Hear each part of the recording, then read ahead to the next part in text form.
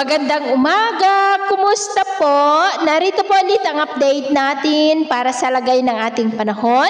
Ngayong umaga po ng August 15, 2025. Sa ngayon po ay patuloy pa rin na habagat ang nakakaapekto sa malaking bahagi ng ating bansa mula Central Luzon, Southern Luzon, Visayas at Mindanao, lalo na po sa western section. At sa atin naman pong wind map forecast, consistent pa rin na may nakikita rito na sama ng panahon na maaari na mabuo sa silangan at kanluran ng ating bansa, at kung patuloy pa ang paglakas ay posible na may maging bagyo na lalong hahatak sa habagat na magpapaulan naman po dito sa atin. At sa ating long range forecast, posible nga po ang pamumuo ng mga sama ng panahon, at kung pagbabasehan natin itong forecast, posible po na may 2 hanggang 3 bagyo pa na papasok sa Philippine Area of Responsibility bago po matapos ang buwan na ito, at ang development ng maya ng ating babantayan kung may matutuloy po o hindi.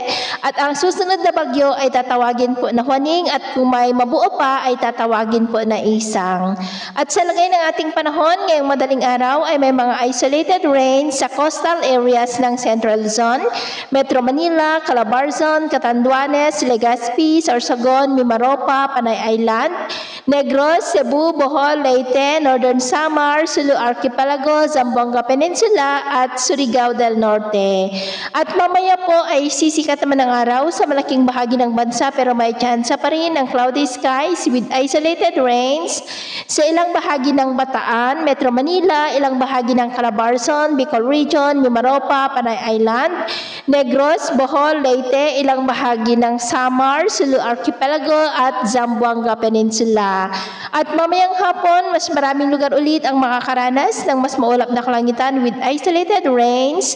Kaya mag-ingat pa rin po tayo dahil posible pa rin ang mga banta ng mga pagbaha at pagguho ng lupa.